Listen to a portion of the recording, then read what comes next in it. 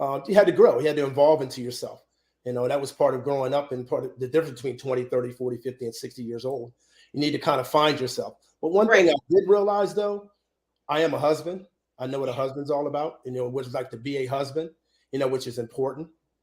A lot of people always say, be a wife. Everybody's talking to women, be a wife, be a wife. You know what, man? You need to be a husband. Carry yourself.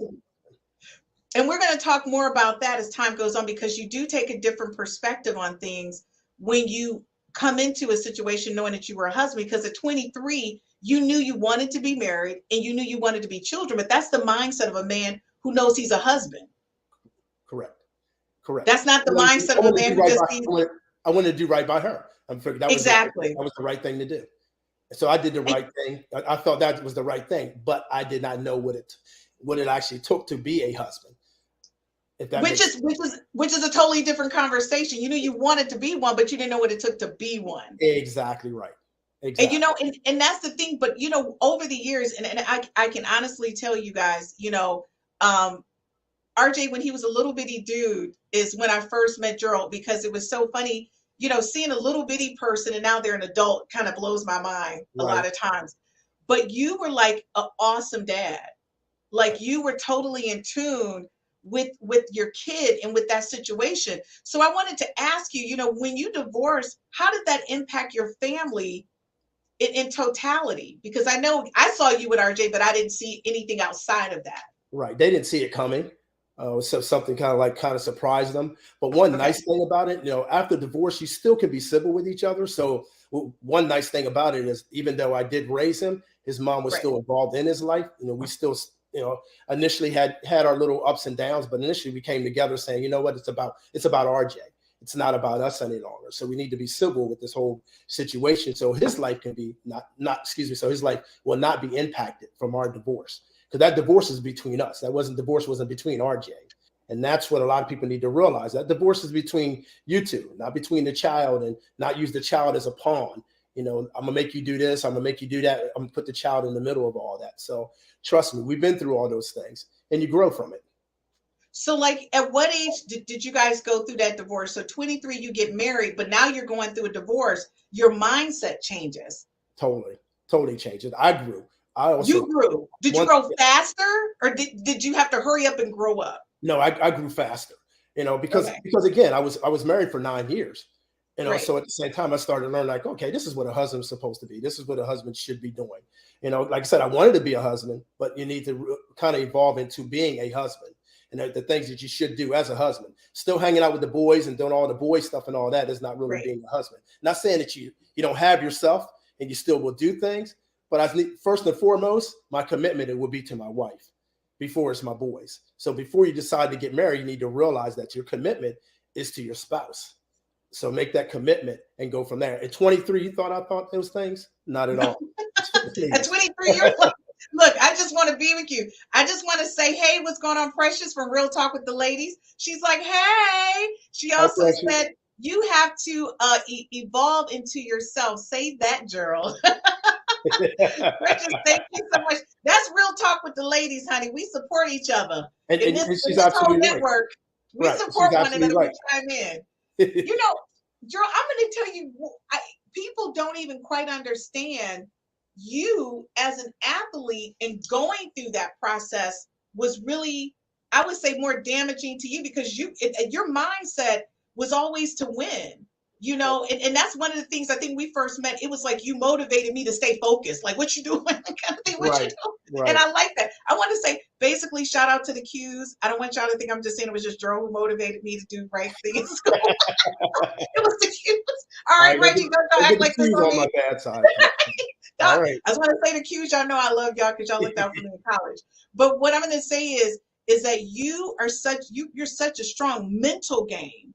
Correct. Like for you, but you're mental, unlike most men, you're very emotional. Yeah, exactly. And it's okay to be emotional. It's okay to be emotional. I was crushed through my marriage, going through a divorce that hurt, that bothered. Yeah. That's a sense of failure. And I mean, bottom line, when I was playing ball and I was, trying to get drafted and I ended up getting drafted, I expected that. That's what I was shooting for, accomplishing to get drafted. Hey, I got drafted. And then next thing you know, when that career didn't, start ending, that was a disappointment. Like, whoa, wait a minute. Need to find something else. So now getting married, I need to be committed to this marriage and Right. a husband and learn about being a husband and everything else. But, I had rocky roads and needed to learn in that process. And then when that came to an end, there's another failure. So like, wait a second, wait a minute, I need to correct some things. So there's a lot of times you need to take a look at yourself and reevaluate yourself, at times, because men don't do that. We have that macho thing. I deal with that macho thing. It's like, okay, it's not me, it's you. It's all you, it's all you, it's all you. No, it's not all them. It's also not always them. make an adjustment on some things that you're doing as well. And that's what happened with me. I needed to make some adjustments. And talking about that, one of the things I want to be clear is like you went through steps of really kind of reevaluating yourself, because you didn't actually start dating or getting married or even thinking about marriage once you got divorced. You were really focused on RJ, but at the same time, I guess because I met you after that, but I could see you going through that transition of being a parent. It was kind of funny, the stuff that you were thinking about, but it was mostly about my kid and not about the next woman. Absolutely correct. It was a focus on it because I'm about family, and I didn't want him to be impacted on, again, as I was saying earlier, affected with our divorce. And I didn't want him to be affected. So I needed to concentrate on him. And also I didn't need to be dating and him meeting, multiple people like that. Right. That's very important. So be very careful and very mindful of that, is that you're trying to meet, introduce them to the next person. No, that doesn't need to happen until you're actually in a serious relationship. So, it also gave me opportunity, Chris, to read some books and study the same way I study for a degree. I needed to study some books about relationships. Mom and dad, great relationship, growing up with two parents. In the I was going to talk about that. Just because, they had a great relationship and they were married for X amount of years. Okay, there's going to be things are going to be different in my marriage. My wife is going to be different because I'm a different person. Right. So, I can't have the same expectations of my wife, that my mother had of my dad. So it's totally different. So that's part of evolving, as she was saying, into myself. Right. And that's one of the things that I think was really great about you, because you came from a family unit where your parents, and I remember you talking about them for years, like they were the ideal situation to mimic, right? Correct. In the way that your mother loved and cared for each one of you guys individually. Correct. Although you keep saying that you're her favorite, we won't get into that, but she loves everybody equally. Watching now, hold on. Now. I just want to say she loved everybody equally, but it's like in my family, we always say I'm mom's favorite. We all do that. But one of the things that I will say is that it really impacted you, because you felt like you not only let yourself down, but you let them down. Correct. It was like a whole emotional thing that you were going through. And can you kind of share how you managed your emotions and had to separate yourself from other people's expectations while you were trying to raise your kid and still keep a relationship with her? That's funny you were saying that, because, what was nice that I put it up front right from the beginning. So if I started dating someone, I let them know immediately that the mother and I are still, not, involved in that way as far as our marriage is concerned, but we're involved in our son's life. So there was events that he would go to or he'd be involved in. We would both show up, or we would sit there together and cheer him on or whatever. Because, of course, sports is a big thing in our family. So he's playing football or whatever. We're out there both cheering for him. So RJ's name's on him, and that's on her. RJ's name's on me. They're like, okay, who are you guys? We're RJ's parents. You know what I mean? So, and they're sitting there like, okay, but we're not married. And they're looking at us like, well, wait a minute, you guys are sitting here cheering together and everything for yourself. Yeah, because it's about RJ once again. Right. It was not easy to get there, though. So let me just make sure I make that very, very clear. It was a challenge. It was a challenge. But guess what? It took me. It didn't take her. It took me. Yeah. It took me to make some changes in myself to make that happen. And I feel like, again, men, we need to take some responsibility, some things. As I took that responsibility and say, you know what, I'll make some changes here in order to make it better for everyone. I like how you took that team approach. Yeah. Like you just let go of your whole ego, the whole, I am man. And you were like, look, we're going to put all this aside. The marriage didn't work. This right here is our focus. Right. And I think that's really great. And you guys were able to maintain that type of friendship throughout the process. And more importantly, let me be clear, you raised RJ. Yes. Which is like the magical part, because not only were you rebuilding. So the thing is, I want people to understand this cultivating moment that you're in.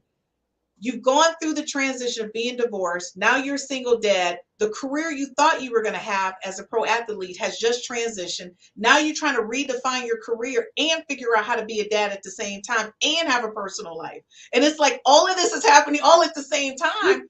But I'm going to tell you, you handled it like a champ.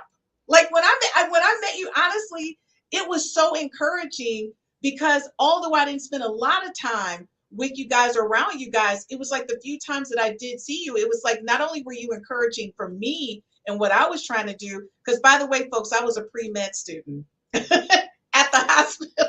Right. I just want to be clear. So when you think about, how we met in that situation, it was very encouraging to me to see a dad, but not only that, mentally, you were full. I don't know what to expect. Everything is new to me, but I'm a win. That was your attitude. I'm going to win in this moment. Well, I'm sure a few people can relate. I was like a duck on water. Yeah. I was real smooth on top, but underneath I'm pedaling. I'm pedaling very hard. Trust me. So I love that analogy. Yeah. So before we leave this segment, if there's one thing that you want to tell to a dad at 20, getting ready to get divorced, or dad at 30, and you're talking to them right now as a 60-year-old, Gerald, what would you tell them on how to handle? Because right now we know the truth. People hold their kids hostage. Exactly. I'm not going to let you see them. Exactly. You're not paying child support. None of that has to do with the kid. So what would you say to those moms, those dads who are now going through that process and they're 20, 30 years old? What would you say to them? I would say to the mom again, don't hold the kid hostage. It was the great thing about my son's mom is she realized that I am a good dad. I was a good father, to RJ. So she made the decision, says, you know what, in order for him to be a man, he needs to be raised by a man. Since we're not going to be together, that was something that she grew into. It didn't happen initially. And again, men, you need to also tone it down a little bit. If it's over, it's over. Don't be so harsh. Don't be so rough and tough about it. Just go ahead and go through it and calm yourself down. Ease on through the process, because it is a process. It's not just going to be a cake initially. This is going to be a whole bunch of flour and sugar all over the place before it comes together and becomes a cake. So, keep working at it to manifest that. And that's just the communication between the two, and just tone it down. Again, don't bring other people into the relationship, because that's going to change things too as well. Been there and made that mistake too as well. Don't bring people in immediately into that, because that other person is not going to feel very comfortable with that. And that's okay. Yep. So basically, folks, we're going to commercial break. Gerald is telling you it's going to be a few burnt cakes. Oh, yeah. But finally, you get to one that's baked right. You put the icing on it, and you all can enjoy that cake together. The cake is your child. That's what we're talking about. The cake is the child, and you all need to bake the cake together, even though you're not together. Folks, we'll be right back after this commercial break. Gerald, as always, I knew you would knock it out the box. We'll be right back, guys, after this commercial break.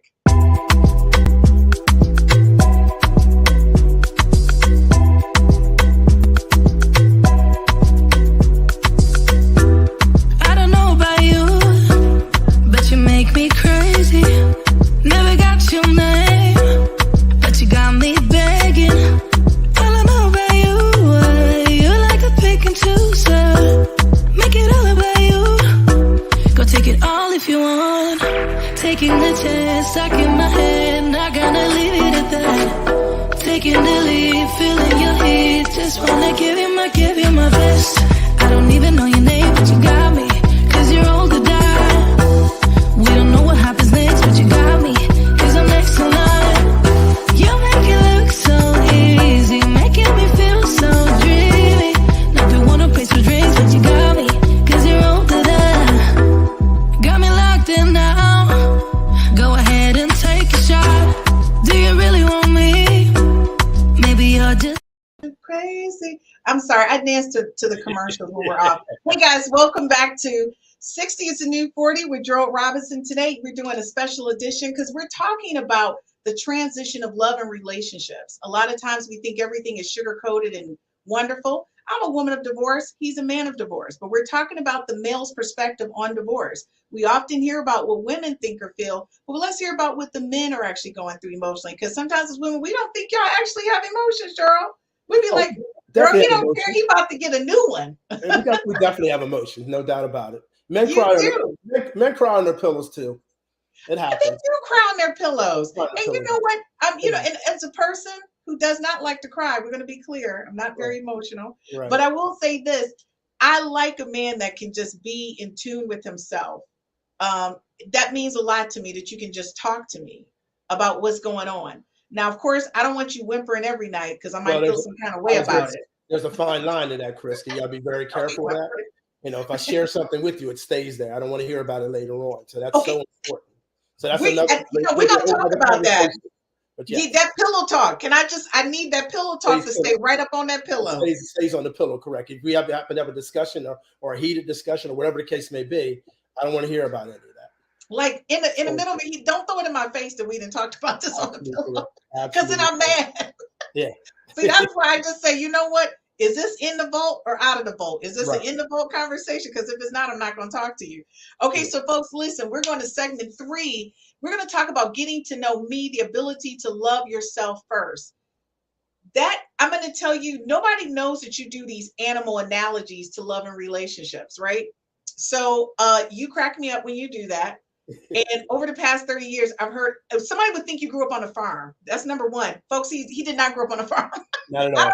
He gets this pig and all. I don't even know where this stuff comes from. Horses, giraffes, exactly. all that stuff. When you said, I go, where did this come from? Like, you didn't even grow up on a farm. What is this about? So in this segment, we're going to basically just focus on you, because I think men understanding your journey as a man going through this process is awesome. So the first thing we're going to talk about, folks, real conversation, and nobody better not pick on my friend. Okay. Now, the first conversation is this. All y'all know y'all done been in a couple relationships. So don't be DMing and putting stuff in these comments about my friend, because I'm going to take it personal. Okay. So as a man, what was your journey to getting to know yourself after being married and in a relationship for over the past 30 years? Whew. Good question. Did you just say I feel like I shouldn't be drinking water. Should I have a glass of wine? And kind of rewinding back to what I said before, is the journey is definitely picking up books and reading and studying and learning about women. Right. You know, because a lot of times I expected, like, wait a minute, I expect a woman to be like my mother. Well, hello, every woman's going to be mom. So my journey was to actually find out women. Like, there's a book called Men from Mars and Venus. I think it was something like that. Yes. Probably messing up anyway. But with that, read those type of books. Find out, you know, if a woman does certain things, it's not because it's just your woman doing it. It's because she's a woman, period. You know, and vice versa. Same thing goes for men. Women read men's books as well. Read about men, study things about men, because we do things differently, you know, totally different. And so if we do something different, don't think it's just Gerald. Like, Gerald, you're always Gerald. No, Gerald just happens to be a man that I happen to do things this way. Right. That's all. So it's so very important for you to study, you know, who you are, you know, and who the other person is as well when you're in that type of relationship. So study women, men study women, and women study men, please. You know, that was my journey. And that definitely made me really come around to knowing that what type of husband I am. Because again, I knew I was going to be a husband, but what type of husband? So what did you find out about yourself that you felt like, okay, I missed the loop on this the first go around, but I'm not going to miss it on the second. I'm going to get this right this time. And that means that internal assessment. I can only use me as an example. Yeah. When I got married the first time, like, I've been married like 20 times, but I got married the first time and the only time so far. It was like for 12 months, but it lasted 18 months because he didn't want to divorce me. Hi, Dave. I love you still. Okay.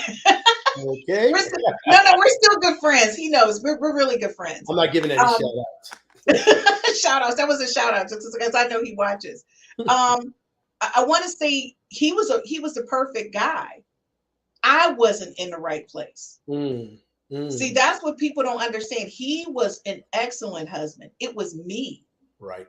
And so I divorced him. But the thing is, he knew enough, and he was younger than me. I was older than him. He knew enough to know, and I was his second marriage. Now you realize that's very big of you. Oh, yeah. To admit that. You know, a lot of people can't admit that. You know, I know it was me. It's going to help your growth. It's going to help your growth into your next marriage. Exactly. And that's the whole thing. And I think I had to really assess who I was in that space. Mm-hmm. And I had to look at him, and I realized he held on for a couple months and wouldn't sign the divorce papers because he kept saying, I love you. Like, I'll work through this with you. But the thing is, I wasn't in the right headspace. Right. So it didn't, and I want people to understand this. You can't make anybody, one of the rules, and my dad, we live by rules, and you would think we were military, but we weren't. But my dad had rule number 1, you can't make anybody love you or like you. Right, exactly. Right? And so that was the thing. I couldn't I couldn't, as much as he loved me, he couldn't make me love him or like him. Right. Because I wasn't right. And so that's the whole thing, is when you need to get to know yourself and how to love yourself first. And that's where I made a mistake, folks. I had to love myself first. So Jordan, I want to say, like, you're doing really great. And so Gertrude, are you doing a shout out? Gertrude, thank you for joining us this evening. She's one of our regular viewers. Thank you, Gertrude. Folks, if you want to leave a comment for Gerald, listen, you can talk to us.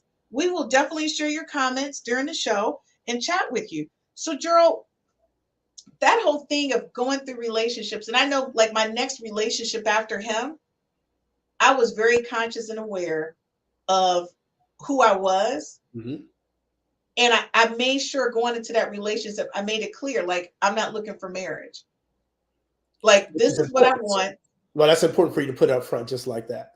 Yeah. So you actually know that, because, in meeting Donna, I told her, say, you know what, I'm getting married. I'm getting married in 2 years. Okay, Joe, you and I know who Donna is. Everybody else doesn't know who Donna is. That's my fiance. Hi, Donna. I know. I just wanted you to say it. Hey, Donna. I just want you to say it. So, but the thing is that you, at this point, and we'll talk about that later on in one of the other segments, but the thing is, you knew going in, this is what I wanted, and you made it clear. Like, I'm not just out here dating to date you for no reason. Correct. Absolutely. Right. Correct. And I think that's one of the things about understanding who you are. So your ability to love yourself first, what did it take for you to go through that? Based on the impact from the previous relationships. Like, how did you make that transition and then say, I'm going to get back out there because I want to get married? Because a lot of times once you go through a divorce or bad relationship, you shy away from it. You sure did. So what was it in you that made you say, no, I'm doing this. I'm going back out again? Because, again, I'll circle back to, again, I knew I was a husband. I wasn't a dater. I was out there dating. And I was like, okay, this is not, dating you. I'm like, okay, this is not cool. You felt like a duck out of water? I felt like a fish out of water, because did you see that animal analogy? Not every woman. Well, I won't get into that, because a lot of times you thought you met someone, but it was a pig. The pig ended up having diamonds on, earrings, and everything else. And at the end of the day, it was still a pig. Did you say that? Those diamond earrings were beautiful. That pearl necklace was gorgeous. But you take all that off, you're still a pig. Honey, sometimes putting lipstick on a pig is still a pig. Still a pig. What you say? They came dressed up like it was a wife, but it wasn't a wife. Correct. But not every woman either. Just as for men, not every woman wants to get married. Not every woman wants to get married. They don't mind just being, being your girlfriend or just being whatever, your significant other. They don't mind that. But see, me knowing I'm a husband, material, I'm busy trying to make them something that they're not wanting to be and they're not willing to be. And you need to recognize that and understand that. And a lot of times women will tell you, yeah, I want to get married, but they're not carrying themselves that way. And again, men, you said you want to also be married, but you're not carrying yourself as a husband, which makes a big difference too as well. And that does make a big difference. And, I like the fact that we know each other, because I can just say this and be okay with it. Your father, what did your father do for a living? You talking about Reverend Frank? Yes. I just want to be clear. So you not only read books, but you grew up in the ministry. I was a preacher's child. That's right. Exactly. See, That's I don't right. want us to leave that out. See, that's the tidbit people are not there. They may be missing as to why you are the way you are. So for you, you not only read self-help books to help you find out who you were, you got up in that Bible. And I remember you used to say to me, Christine, I'm looking for a virtuous woman. I used to be like, what the hell does this mean? Virtuous Proverbs woman. 31 woman. Yep, Proverbs 31 woman. And I knew my mother. You would say that. Correct. I said that all the time. All the time. And Correct. I used to be like, Gerald, where are you going to find it? Because to me, the virtuous woman was a Virgin Mary. And I used to be like, Gerald, this is impossible. Like, where do you find a Virgin Mary at 30, at 40? Like, where you find it? So over the years, I used to tease you. And you said, well, a virtuous woman is like my mom. And I used to say, where is your mother at right now in today's time? Find your mother, right? And then when you told me about Donna, I was like, no way. Like, no way. I found it. I found my Virgin Mary. That's what you said to me. And I was like, okay, I got to meet her, because this is no way that you found this virtuous woman. And I'm going to tell you, she's everything you said she was. But you held out and you knew what you wanted, because, in your 30s, when you were saying a virtuous woman, I'm looking at you like, there are no Virgin Marys in their 30s and 40s. What is this man talking about? But you know what happens, Chris? Over time, you just start realizing that, with Don and I, why we mix is that kindred spirit. We have that same type of spirit about each other. So again, here we go back to the animal thing again. Two dogs see each other. They know they're dogs. They know each other, right away.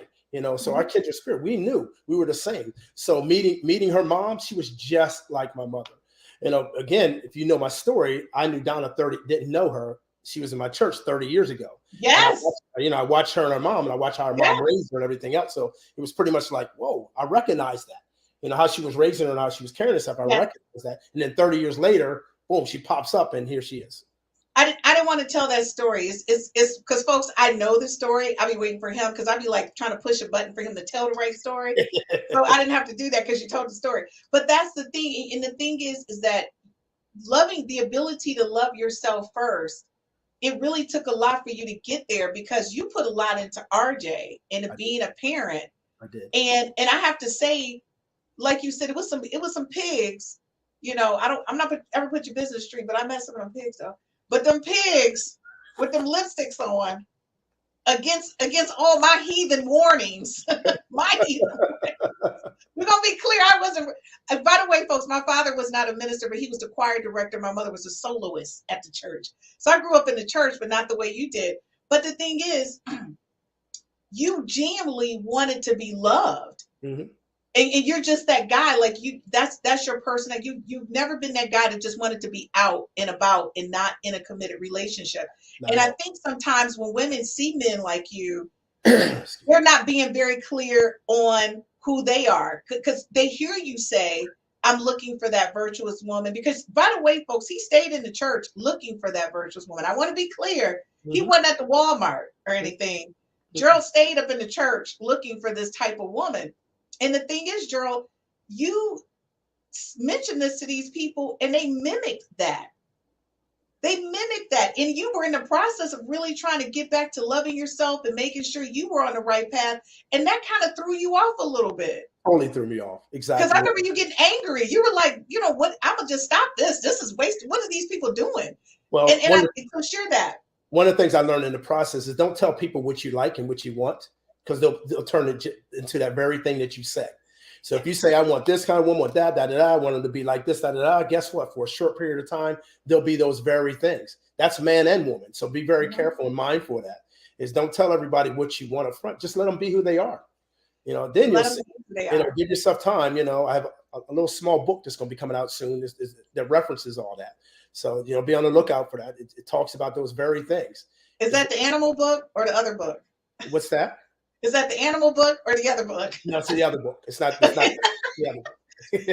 All right, look, it's so funny. If anybody watches any of the podcasts Monday through Sunday, people crack up that all of you guys are my friends and I actually know you and talk to you guys like on a regular basis. And it's so funny because the way you approach things about where you are and where you were is so ingenious, right? But one thing I will always say, you always knew who you wanted. And like you said, being the person that you were telling women what you wanted, and then they mimicked it for a very short period of time. Yeah. But I knew when you were telling me about Donna, I could see your face light up like a light bulb. And you were just so content and just at peace. I was like, what is happening? This is a new him. Like I've never seen you so at peace. But the thing is, I always ask this question, and I'm asking now, at what age did you know you were and what you wanted in a mate? And that's why I'm asking, because I know what age you were, but I want you to tell them. I know. Well, it's funny. First thing when you say that, which makes me think, I didn't realize I was a man until I was in my mid-30s. I still thought I was Gerald. I didn't realize I was Mr. Robinson now. Mr. Robinson was my dad. And I mean, all of a sudden, I'm Mr. Robinson. And here I'm in the corporate American world. I'm Mr. Robinson. I'm like, I'm turning around looking for dad. No, you're Mr. Robinson. You're a man now. You're a grown man. So, to an 8-year-old, 9, 10-year-old, you're Mr. Robinson. And I didn't realize that, didn't understand. All these kids are calling me Mr. Gerald or Mr. Robinson. I'm like, who is that? Like, what is this? That's me. Oh, wow. Okay. So truthfully, that's a true story, is that I did not realize that. So I had to transition into that wait a minute, I'm the grown man now. Mm-hmm. I'm Mr. Robinson. Yep. So my mid-30s. in your mid-30s. And then at that point, how long did it take for you to realize, after you realized, okay, I'm a man, what do I want in a mate? I already knew what I wanted in a mate, but I need to evolve into the right thing. That was the important thing, is that I know what I want, but I needed to act right. And I can't say it any other way. I wasn't acting right. Did you use the word act, like the whole act right statement? Yes, I did. So I needed to change some things about myself, and just put everything together. Again, back to the reading, back to the studying, back to realizing that this will be my marriage. This won't be my parents' marriage. So I can't mimic everything that my parents did. Some things close, but not the exact way they are, because their marriage worked for them. And I know for you, that was a very hard transition to make, because you basically aligned who you were as a person to your dad. And then you looked at the type of woman you want and aligned that to your mom. So for you to break away from that and said, hey, I can't repeat this, which a lot of people try to do, and then they go through heartbreak. Right. Women try to go out and find their fathers. Right. And then men try to go out and find their moms. And that's really not a bad thing. It's good and bad. It just depends on it. If he's a responsible man, he takes care of the household and things like that, then obviously you want those type of things. But as far as characteristics and other things, they're not going to be that. I mean, my dad didn't cut grass and do the things like I did. He had us out there doing it. But I go out there and cut the grass. RJ wasn't cutting the grass. He wasn't doing those things. Yes, he took trash out of it, but I still take trash. I still do all those things. That's just the man thing for me to do. That's a whole separate show, us talking about our kids. and the stuff they don't do that they should be doing. We're going to talk about that. Okay, you know what, Antoinette, hey, what's going on? That's my girlfriend. Believe it or not, from middle school. Wow. So she's known you longer then, huh?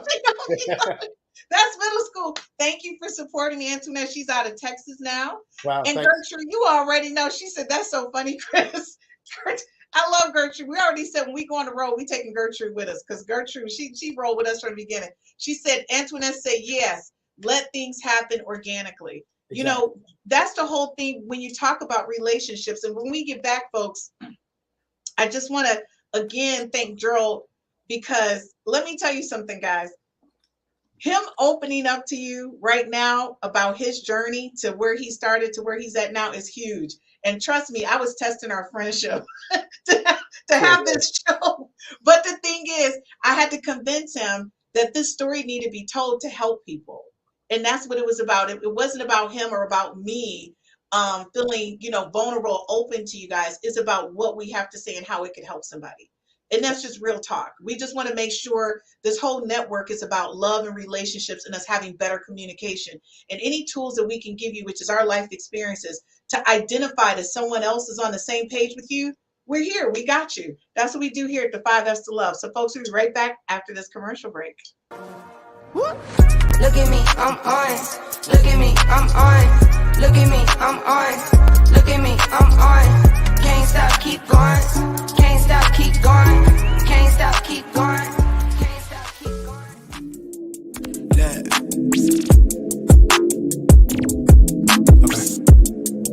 Hold up. Yeah. I'm chasing the bag, I'm racing the clock. Look at them block, watching them flop. Used to see this in my sleep. When I ain't had shit on my thoughts in the car, I really was lost. Now I'm public with the soundscapes. Niggas flossing, really pulling strings for the pound cake.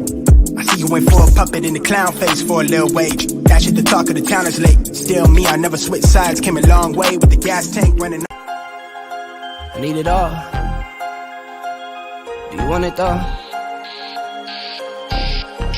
Where do I begin? I see the hate, they don't wanna see me win. Bank deposits, I got more coming in. Top down, throw the money in the wind. I don't want it all. Heard he scammer, had to switch up the accounts. Moving paper, gotta call him my account. It's all in, I can have it coming out. They through the struggle, I can see another drought. Yeah, it's not a purse, it's a merch. 6 figures, what's a gold? Now it's 9, no, I heard, put it work. Used to pull up, not swerve, no time for the snakes, time to put them in the dirt, that's word. I gotta get it, it's in my DNA. You only see the highlights, don't know what it takes. Last year stressing, got no sleep. Now I'm right between the courts, I don't know bleed. I see the hate, they don't wanna see me win. Bank deposits, I got more coming in. Top down, throw the money in the wind. I don't want it dirty scam, I had to switch up the accounts. Moving paper, gotta call it my account. It's all in, I can have it coming out. And through the struggle, I can see another drop. Yeah, same circles to the.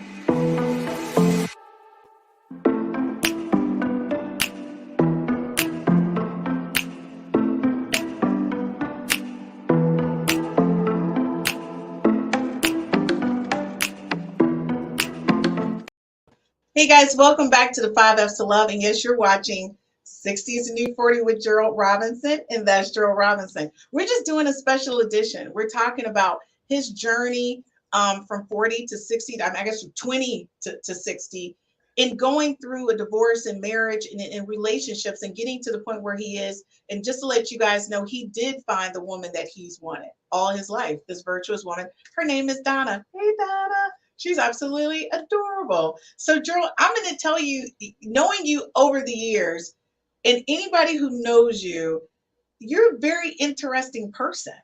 Like, extremely interesting. Interesting in the sense of how you've been able to, I'm not going to call you a chameleon, but you've been able to grow and expand your space, but you do it from internally and you shoot it out. Like, you build from within first, and then you throw it out.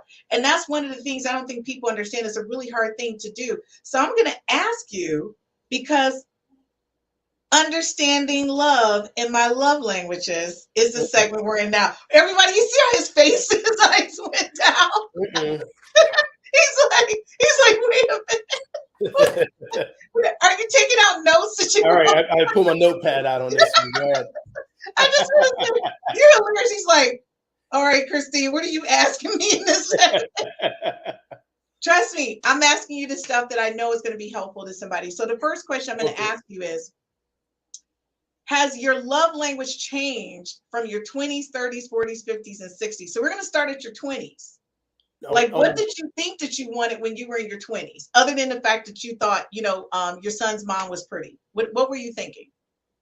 Oh, just a little fine little woman on my arm. That was it. That was it. Plain and simple. That's it. You know what I mean? That was it. So in your 30s, that's it. You didn't even think about anything out future and all that. You didn't care if she was smart. You were just like, she's just cute. We keep doing it. Didn't even matter. It didn't matter. That means when we were going out somewhere and she was on my arm, everyone else was looking. And you were focused on that. That is the God honest truth. That's how I felt. Oh my God. Okay. Well, I told you. And that's for me. I'm really exposing myself here. That's true. That's how I know. And folks, I just want to say, I'm hoping we still friends after this show. I'm gonna be like, anyway, you'll get a call after this. You'll get a call after this. Don't worry. I'm gonna get a call. Hopefully it's a nice one. Hopefully it's not a rated R one. Okay. So in your 30s, what was your love language in your 30s at that point? It started evolving. It started changing again. Like I said, in my mid 30s, I realized I was a man. And also realized that, wait a minute, what a husband should be. Right. And I started studying. Still had a little bit of, not really understanding. Still wanted the little, pretty person on my arm and all that kind of stuff. Thinking I'm out the box the wrong way. And I won't get into that. But just trying to make sure that I had somebody that was, that would look nice. Now also have a nice career too as well. Now I was looking for that. Now in my 30s, I was starting to look for somebody that said, well, okay, did they have a decent job? Are they intelligent enough to have a conversation with me? So that also became important to me later on too as well. Oh, wait, and let me tell you something. Just looking at someone based on attraction, that's okay. Because everybody wants a handsome person with them or a beautiful person, right? Yeah, and that's okay. Yeah, but you also want to be able to communicate with someone after everything's done. You're sitting at the dinner table. You want to be able to have an intelligent conversation with someone. That came on later on in years, in the 30s and the 40s. Mm-hmm. Later on, you started wanting to have those things, and you're also thinking about your future a little bit more too as well. You are.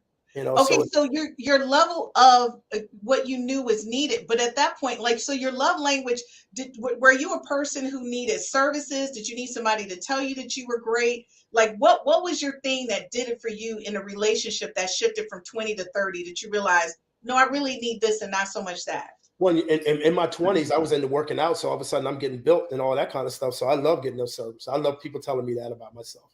So I worked hard for that. Okay, Drew, I'm sorry. You're 60 and that still hasn't gone away. I just want to keep that real. That's been consistent. Okay, I don't know. You are going to get a call after this. All right.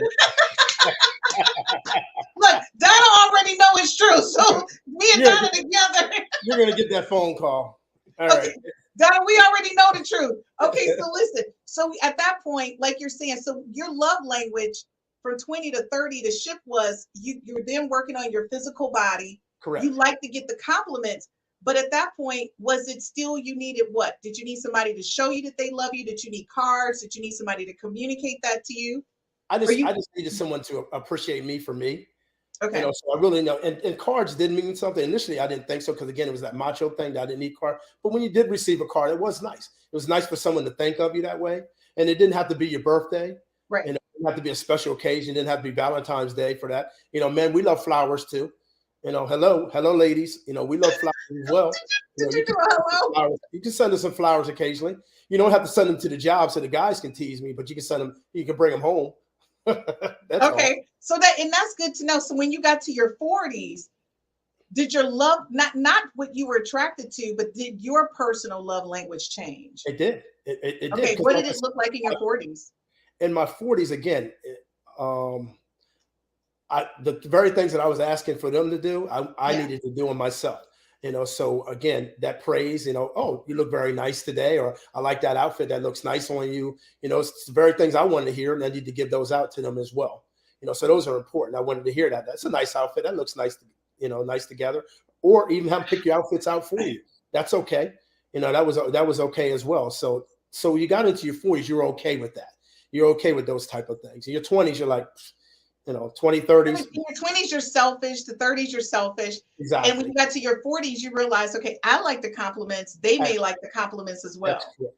So Absolutely. you really started to define yourself, not only because, to be totally honest, at this point, guys, he's got a kid, he's got a job, a career, he's growing, he's trying to maintain a relationship with his son's mom, and he's also trying to find his true love. And at the same time, you're molding yourself.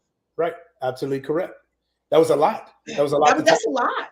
Right. It's a lot to tackle. Again, remember, 5 years, I was just becoming a man, knowing I was a man and At the responsibility. 30s. Right. Exactly. In the 40s, again, now all of a sudden I'm thinking about putting some money aside for later. So I am thinking about future. So now Right. all of a sudden 40s, now all of a sudden I'm thinking about future. Like, wait a minute, I'm 40.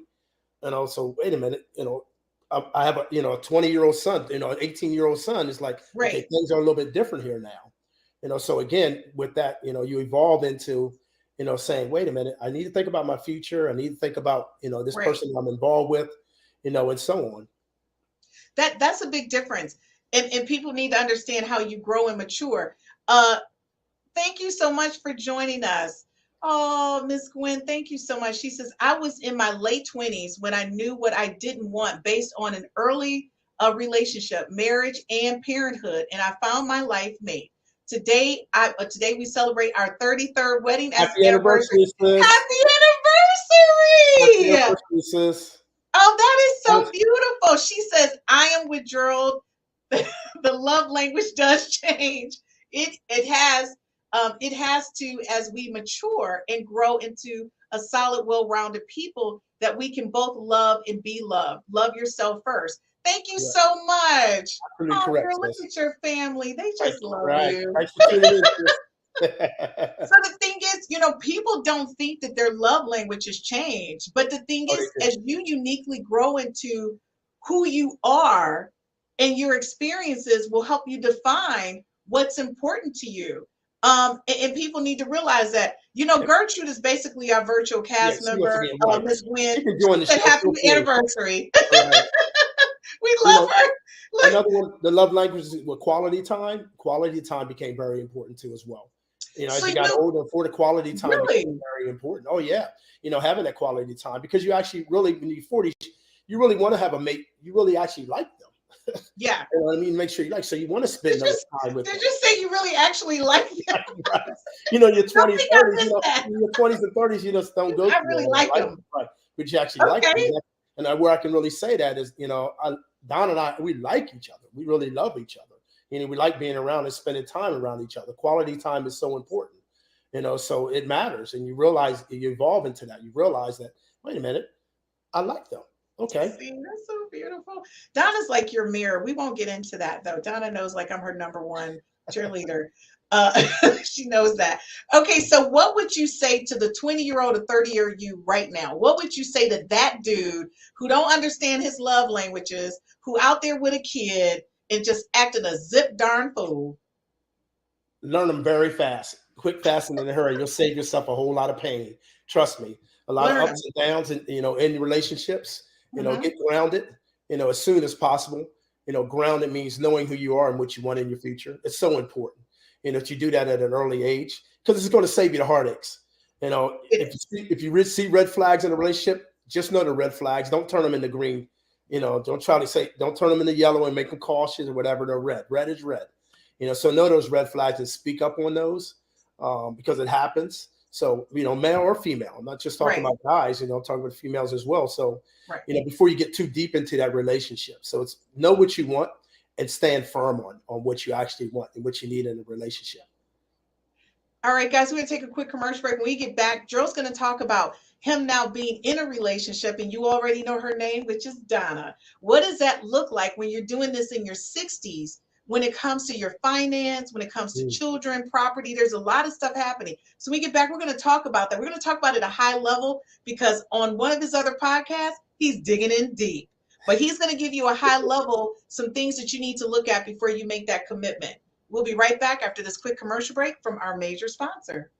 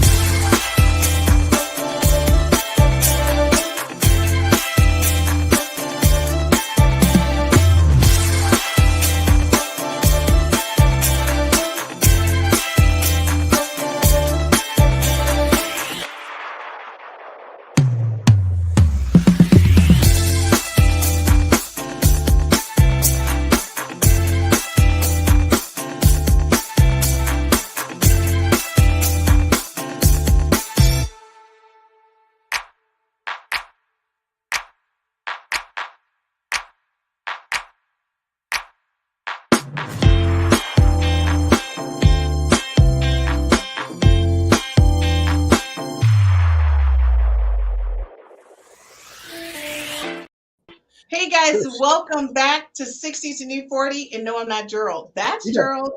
We're doing a special edition because we wanted to talk about the transition of life when you've been married, you guys go through divorce, and you've been through relationships. And what does that look like from your 20s to your 60s? Gerald, one, I'm going to say thank you. Our friendship over the past 30 years, and I value it very much because you've been that person who really has been like on my butt about making sure that I'm doing the right thing all the time. And I really appreciate that because it's not a lot of friends that I got that can get in my butt and I take it like on the chin and not personally in the heart. So I'm just gonna say I appreciate that because some of y'all get on my nerves. We won't throw nobody's name out there, but you know who you are because I told you because you've upset me already. Okay, so finding true love when you're in your 50s or 60s. By the way, if you're just joining us, Gerald did find his true love, his virtuous woman. Her name is Donna, and they're getting married in the spring. I'm excited about it. So I'm really excited about it. Huh? So am I. Very excited. He is. I just want to say, I was so happy when you were moving stuff around and you were like, I got to get this attic right because I got to move stuff up here because Donna moving in. I was like, this is what I'm talking about. Like you were like a kid. You couldn't believe it, could you? Huh? I couldn't. You were like a kid in a candy store. I was like this. Yeah. Is this Gerald? Like you were so excited. But you know what? It was really great because when you find that person you're supposed to be with, these next couple conversations are not that serious. So we're going to start it off real quick, guys, just giving a high level. Joe's going to just like let you know this whole thing about finance. You know, you guys, the whole finance thing, how did you get through that conversation? Yeah, that's a huge conversation, because you have to realize in our 60s, 50s, and, late 50s and 60s, you got to realize you've accumulated quite a few things. Donna had her own home.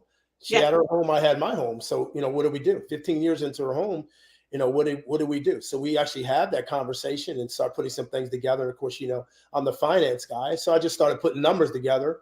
She saw the numbers, and here we go. Next thing you know, she's selling her home. One of the things that I loved about what you said to me, and we were having a conversation about something non-related to you guys, but about related to people and relationships. And you said, well, ain't no secrets. My name is on all her stuff and her name is on all my stuff. And she got all my passwords and everything. And I was like this. That's what I'm talking about. That's exactly where I was about to go with that. Exactly. Yeah. I made the decision, because I made a decision. If I was going to get married again, my wife was going to have all the information. There wasn't going to be a little secret phone, a little secret whatever. My password is 1, 2, 3, 4. You can go on my phone anytime. Bottom line, my bank accounts. I have three different banks. Every my bank account. Here you go. This is what it is. I actually showed you the statements. The other thing, I was laughing earlier. We were talking. 36, 24, 36 isn't my favorite numbers any longer. Right. It's your FICO score. Wow. FICO score. You just do a shout. 36, 24, 36 is not my favorite numbers anymore. It's not my favorite numbers anymore. Exactly right. Your FICO score. And also your 401k. It's a 401k is involved in too when you get paid. So those kind of things, as far as retirement is concerned, you need to actually have those type of conversations, before you decide to get together. They may be tough. You may not have had them in the past, but you truly need to have them at this age, because a lot of things change, when you're 60, if you decide to get married. And the thing is, like your situation, kids, no kids. Like, so the thing is, she's walking into a situation where you have kids and grandkids that you take care of, folks. I just want to say, you get like a huge, I would always tell you, I'll be giving you them virtual hugs, because I'll be like, you doing it. You are like a rock star granddad, because you are raising your grandbabies too. Oh yeah, every other weekend they're with Pop-Pop. We spend the time with Pop-Pop. So that's a conversation you need to have. Donna and I have a conversation, because you got to remember, she's never been married, no kids. My daughter's married, no. So again, she's walking to a situation where I have a son, and yes, because sometimes your kids need to come back home. That's another conversation you need to have as well. Yeah. So are you willing to? Here you're walking around the house, with another adult there, and all of a sudden here's another adult, my son. Right. So no, he's not here now, but what happens if that goes on in your life? I'm just talking to people out there. You have a situation, meet someone, and your child's going through something, they need to come back home. So those are discussions that you truly need to have up front. The grandkids, she's my mom Donna already. They already had a meeting together. They would have had a meeting of the minds last weekend, and they're like, okay, Pop-Pop's getting married, to Miss Donna. So now what do we call her? She's my mom Donna. So they came in, met with her. They're awesome.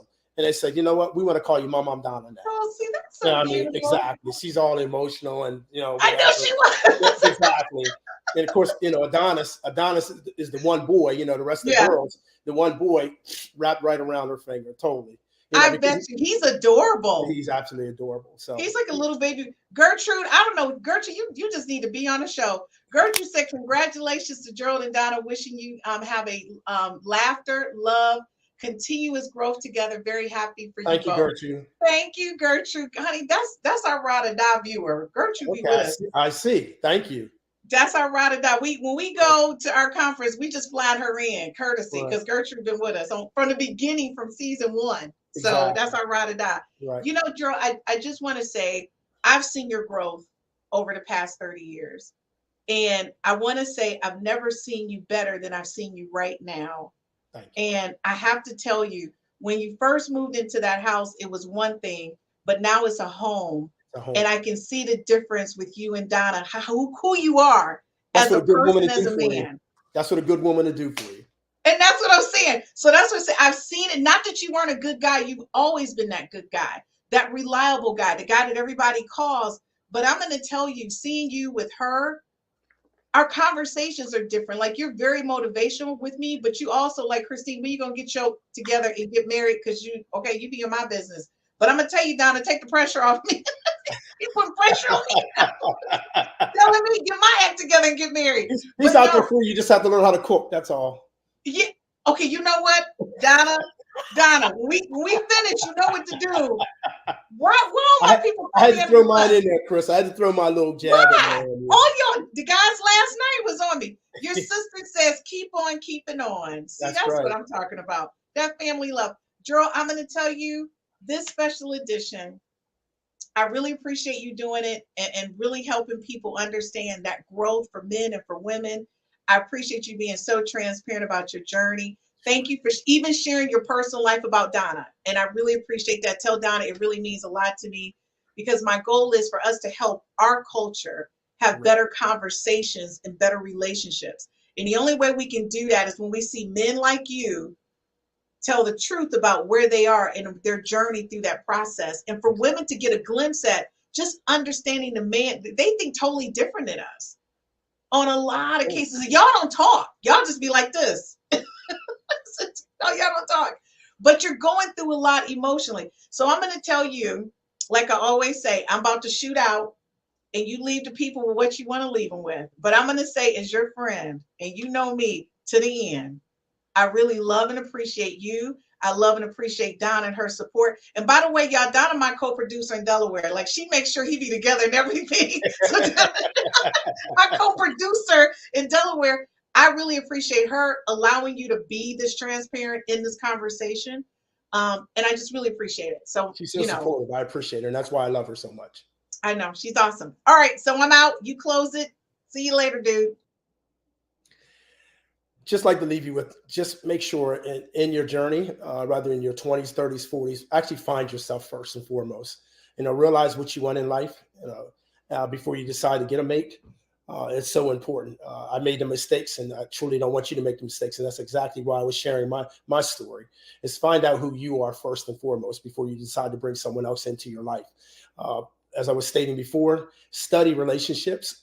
Study the relationships that you want to get involved in. Study what women are like, men. Study what men are like. Vice versa. Just make sure that you put that time in. The same way as I was stating to Chris earlier, the same way you study for to get your degrees, and need to study in relationships, because just trying to learn from the outside relationships, that's not going to work. You need to find out for yourself what an actual relationship is all about. So, you know what? Do your best, work hard at it, and I'd love to hear from you later on. Have a good day. Good evening.